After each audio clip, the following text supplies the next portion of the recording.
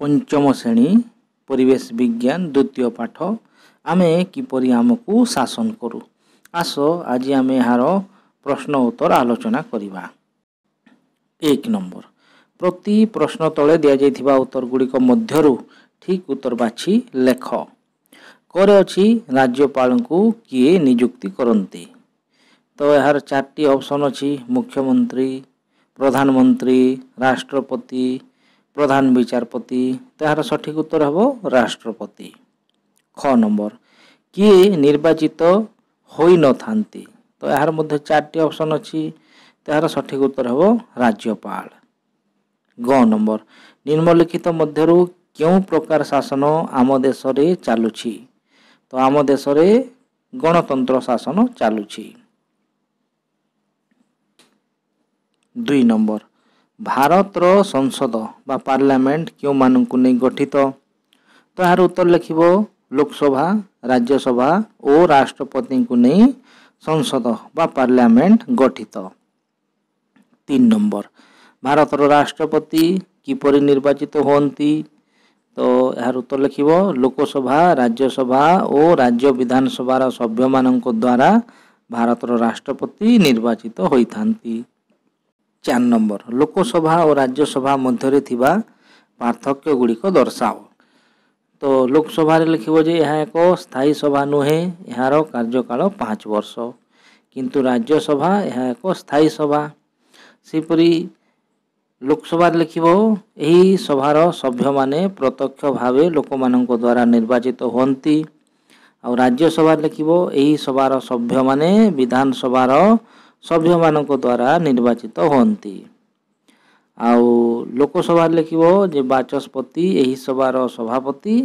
सेपरी राज्यसभा लिखिबो जे उपराष्ट्रपति एही सभार स्थायी सभापति। सेपरी आ गोटे पॉइंट लिखिबो लोकसभा रे यार सभ्य संख्या 545। आंग्लो इंडियन संप्रदायर केही नथिले राष्ट्रपति 2 जन को मनोनीत करंती। आ राज्यसभा लिखिबो यार सभ्य संख्या हला 250। एथिरु को राष्ट्रपति मनोनीत करंती। सेपरी लोकसभा लिखिबो एही सभार प्रत्येक सभ्य 5 वर्ष रहंती। और राज्यसभा लिखिबो एही सभार प्रत्येक सभ्य 6 वर्ष रहंती। प्रति 2 वर्ष रे 1/3 सभ्य अवसर नियंती और सेमानंक स्थान रे नुआ सभ्य आसंती। 5 नंबर निम्न रे केतोटी कार्य दिया जाइछि। सही कार्य गुड़िक करिबा पई क्यों क्यों स्तर रे निष्पत्ति निया जाए ठीक चिन्ह द्वारा दर्शाओ। तो करे अछि चलित वर्ष ओडिशार समस्त कृषकों को मागणा रे बिजुली शक्ति प्रदान। तो यह किए करि परिबो स्वायत्त शासन, राज्य आ केंद्र अछि। तो यार उत्तर हेबो राज्य सरकार बा राज्य। ख नंबर एक नुआ 1000 टंकिया नोट प्रचलन। एटा किए करि परिबो। तो एटा करि परिबो केंद्र करि परिबो। तो केंद्र रे टिक चिन्ह दबो। ग नंबर जाम्मू भुवनेश्वर पर्यंत 2टी ट्रेन चलाइबा निष्पत्ति। एटा किए करि परिबो। एटा मध्य केंद्र सरकार करि परिबे तेणु केंद्र रे टिक चिन्ह दबो। 6 नंबर सारणी रे थिबा खाली घर गुड़िक पूर्ण करो। तो विधानसभा तार कार्यकाल लिखिबो 5 वर्ष, सभ्य संख्या 147 केउटी अछि भुवनेश्वर रे। सेपरि लोकसभा कार्यकाल 5 वर्ष, सभ्य संख्या 545 केउटी अछि दिल्ली।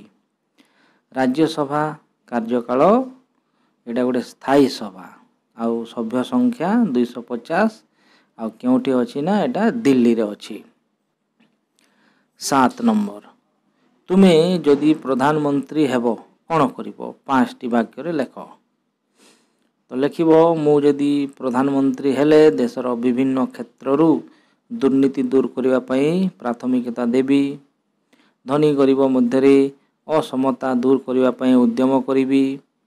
देश रे घटुथिबा हिंसात्मक कार्य विरोध रे कठोर पदक्षेप नेबी।